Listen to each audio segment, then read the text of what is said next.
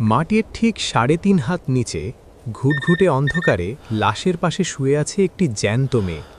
হাতে তার night vision camera. উদ্দেশ্য দুনিয়াকে প্রমাণ করে দেখানো যে কবরের আযাব বলতে কিচ্ছু নেই। কিন্তু কবরের আযাবে অবিশ্বাসী এই মেয়েটি কি শেষ পর্যন্ত তার ক্যামেরায় কিছু রেকর্ড করতে পেরেছিল, নাকি তাকে মুখোমুখি হতে হয়েছিল কল্পনাতীত ভয়ঙ্কর সেই আযাবের?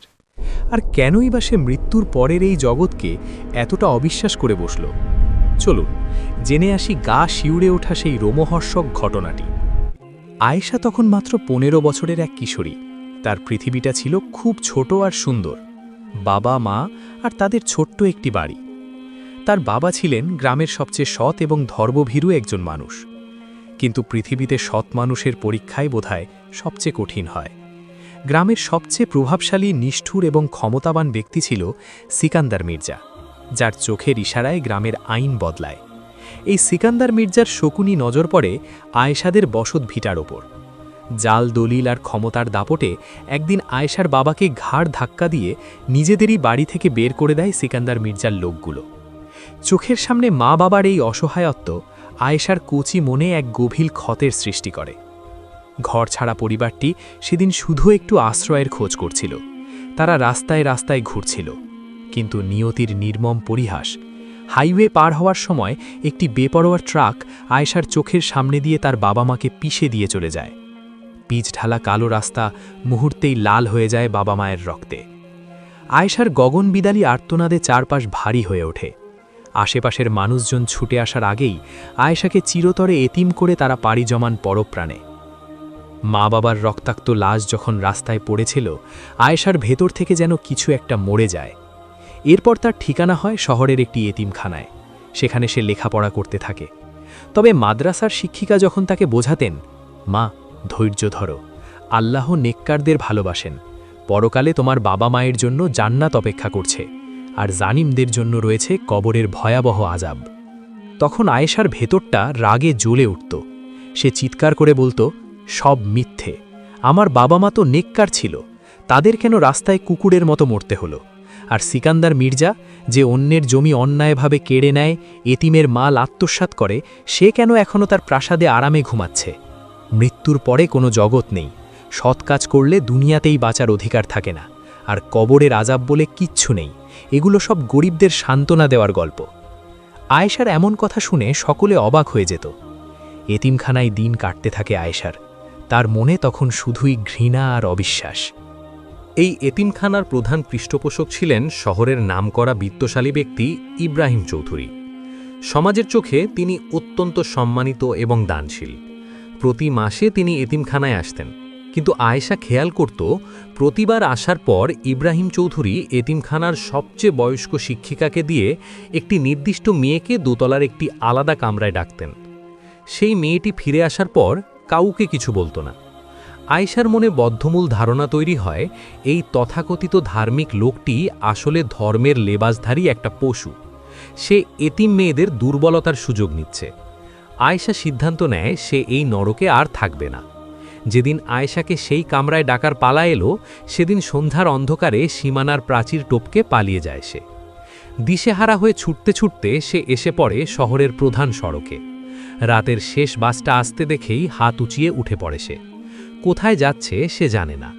বাসের জানালার পাশে বসে একাকী কাঁদছিল আয়েশা। ঠিক তখনই তার পাশের সিটে বসা এক মধ্যবয়সী মহিলা সুরাইয়া তার দিকে মমতার হাত বাড়িয়ে দেন। সুরাইয়া পেশায় একজন সিনিয়র নার্স। আয়েশার সব কথা শুনে তিনি মেয়েটিকে নিজের কাছে আশ্রয় দেন এবং তাকে শহরের একটি বড় হাসপাতালে নার্সিংয়ের কাজে লাগিয়ে দেন। আয়েশা খুব মনোযোগ দিয়ে কাজ শিখতে থাকে। দেখতে দেখতে বেশ কয়েক বছর কেটে গেছে। আয়েশা এখন একজন দক্ষ নার্স। প্রতিদিন তার চোখের সামনে মানুষ মারা যায়, লাশগুলো মর্গে যায়। আয়েশা দেখে মৃত্যুর পর মানুষ শুধুই এক টুকরো মাংসপিণ্ড। কবরের আযাব নিয়ে তার সেই অবিশ্বাস তখন পাথরের মতো শক্ত। হাসপাতালের এই যান্ত্রিক জীবনে আয়েশার প্রতিদিনের ডিউটিতে পরিচয় হয় রহমত আলী নামের এক বৃদ্ধ রোগীর সাথে। লোকটার অবস্থা খুবই সংকটাপন্ন। লাস্ট স্টেজের ক্যান্সার তার পুরো শরীরে জাঁকিয়ে বসেছে। ব্যথায় মাঝে মাঝেই তার শরীর নীল হয়ে যায়। কিন্তু আয়েশা অবাক হয়ে খেয়াল করে, লোকটা ব্যথায় কোঁকালেও তার মুখে সবসময় একটা অদ্ভুত প্রশান্তির হাসি লেগে থাকে। ব্যথার তীব্রতা একটু কমলেই সে চোখ বন্ধ করে বিড়বিড় করে সুবহান আল্লাহ, আলহামদুলিল্লাহ সহ আল্লাহর বিশেষ নামের জিকির করে এবং আল্লাহর শুকরিয়া আদায় করে। আয়েশার কাছে এই বিষয়টা চরম বিরক্তিকর লাগে। যে স্রষ্টা এই লোকটাকে এত কষ্ট দিচ্ছে তার প্রতি এত কৃতজ্ঞতা কিসের? একদিন রাতের শিফটে রহমত আলীকে ক্যান্সারের কড়া ব্যথানাশক ইঞ্জেকশন দিতে গিয়ে আয়েশা আর চুপ থাকতে পারল না। ইঞ্জেকশন পুশ করতে করতে সে কিছুটা রুক্ষ স্বরেই জিজ্ঞেস করল, একটা কথা বলবেন চাচা? আপনার তো প্রতিটা নিঃশ্বাসে মৃত্যু যন্ত্রণা, আপনার নিজের বলতেও কেউ নেই, তারপরেও সারাদিন ওই অদৃশ্য সত্তার এত গুণগান কেন গান? কি দিয়েছে সে আপনাকে এই রোগ আর কষ্ট ছাড়া? রহমত আলী আয়েশার দিকে তাকিয়ে খুব মায়া ভরা একটা হাসি দিলেন। বয়সের ভারে আর রোগে ধুঁকতে থাকা কাঁপা কাঁপা গলায় তিনি বললেন, মারে, দুনিয়ার এই শরীরটা তো একটা ভাড়া বাড়ি, মালিক এখন নোটিশ দিয়েছে তাই তো বাড়ি ছেড়ে দিতে হবে। আর এই যে কষ্টটা দেখছিস না, এটা তো আমার জীবনের সব গুনাহ মাফ হওয়ার সাবান মা। আল্লাহ আমাকে সুযোগ দিচ্ছেন পাক পবিত্র হয়ে তার কাছে যাওয়ার। আসল শান্তি তো এই দুনিয়ায় নেই মা, আসল শান্তি তো ওই অন্ধকারের ওপারে।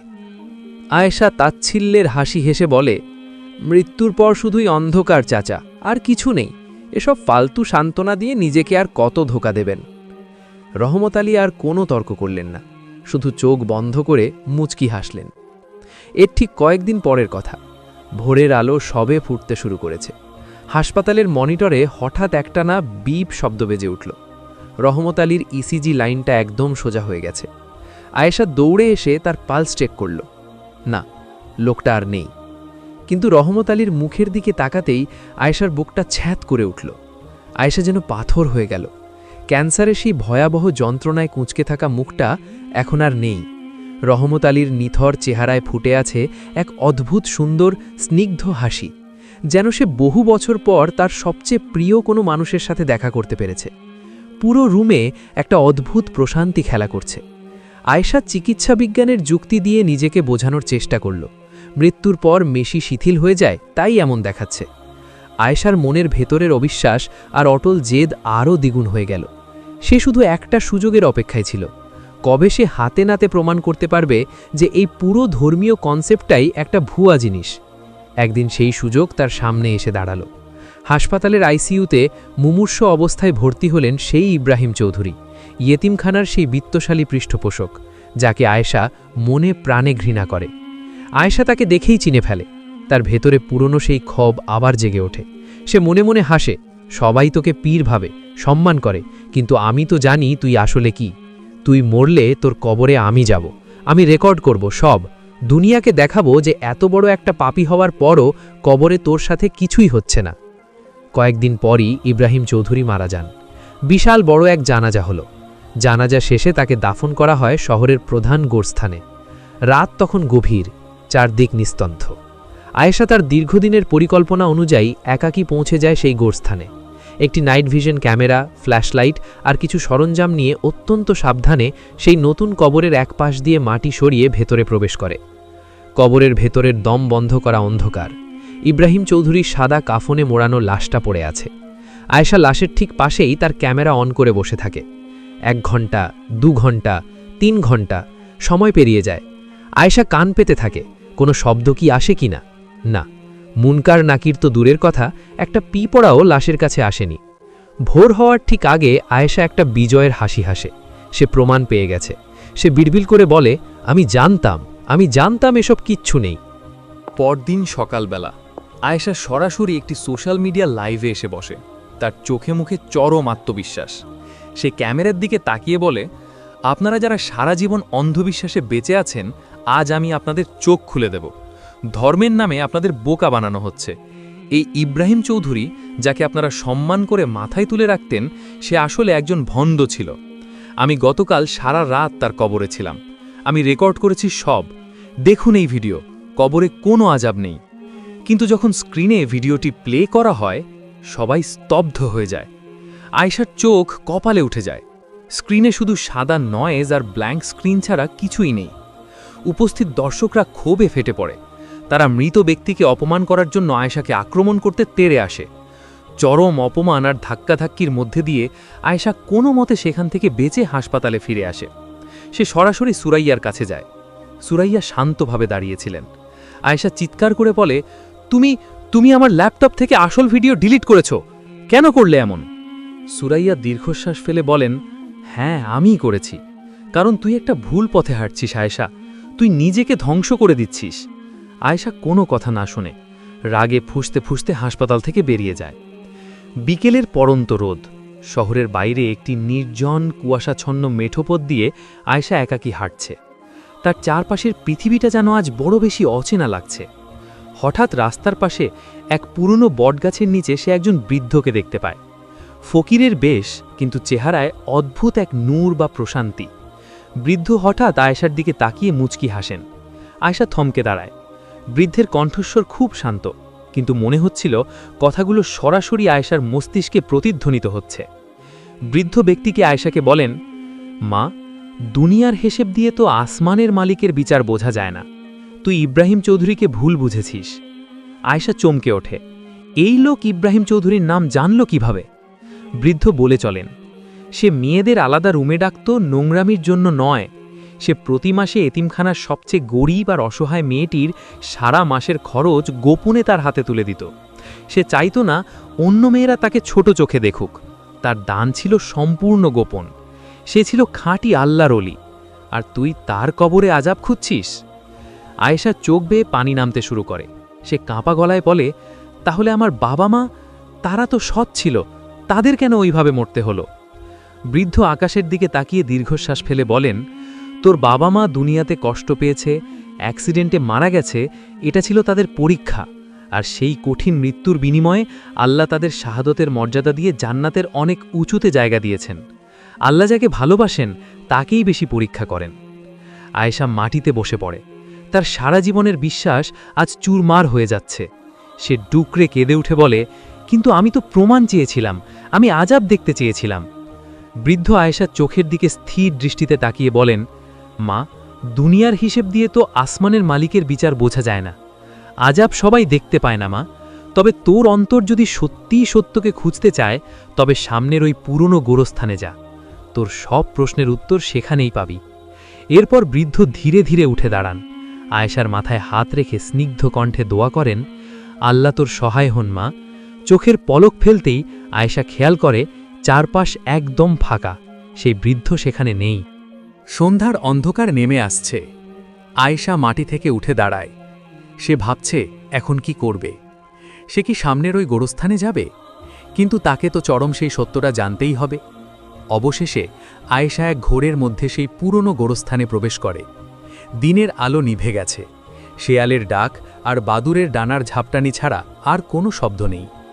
হঠাৎ হাঁটতে হাঁটতে একটি পুরনো আগাছায় ঢাকা কবরের মাটি ধসে সে ভেতরে পড়ে যায়। মাটি আর ধুলো মেখে আয়েশা উঠে বসে। মোবাইলের আলোটা সামনে ধরতেই তার রক্ত হিম হয়ে যায়। সাদা কাফনে মোড়ানো একটা লাশ পড়ে আছে। কাফনের কাপড়ের একপাশ খোলা। আয়েশা ভালো করে তাকাতেই তার হার্টবিট যেন থেমে যায়। এ তো সিকান্দার মির্জা, যে তাদের জমি কেড়ে নিয়েছিল, যার কারণে তার বাবা মাকে পথে বসতে হয়েছিল। এই 100 বছরের পুরনো কবরস্থানে সিকান্দারের লাশ এখানে কিভাবে এলো? আয়েশার আর বুঝতে বাকি রইল না যে সে কোনো সাধারণ কবরস্থানে পড়েনি। সে পা দিয়েছে কোনো এক অমীমাংসিত রহস্যের গভীরে। হঠাৎ কবরের গুমোট পরিবেশটা নিমেষেই বরফের মতো ঠান্ডা হয়ে যায়। আয়েশার নিঃশ্বাস ভারী হয়ে আসে। সে স্পষ্ট শুনতে পায় মাটির অনেক নিচ থেকে কে যেন ভারী শিকল টেনে আনছে। তার চোখের সামনে কাফনে মোড়ানো সিকান্দার মির্জার মৃতদেহটা হঠাৎ করে তীব্র বেগে কাঁপতে শুরু করে।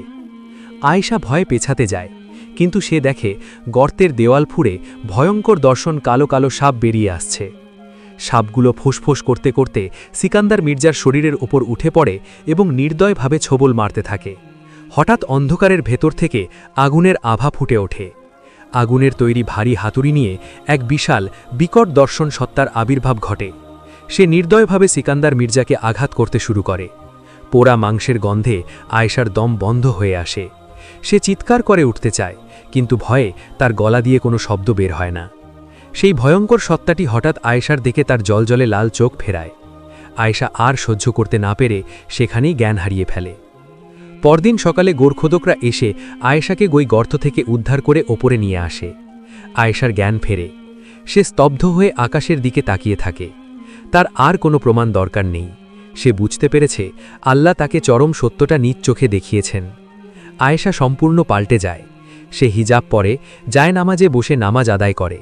নামাজ শেষে দুহাত তুলে অশ্রুসিক্ত কণ্ঠে বলে, ইয়া আল্লাহ, আমার অহংকার ক্ষমা করো, তুমিই সত্য, তোমার বিচারই সত্য, কবরের আযাব থেকে আমাকে মাফ করে দাও। বন্ধুরা, এই ছিল আমাদের আজকের ঘটনা। আশা করি এই গল্পটি আমাদের জীবনে পরিবর্তন আনবে। আমরা দোয়া করছি আল্লাহ যেন আমাদের সকলকে কবরের আযাব থেকে রক্ষা করেন। এই দোয়ায় শামিল হতে সকলে কমেন্ট বক্সে আমিন লিখুন।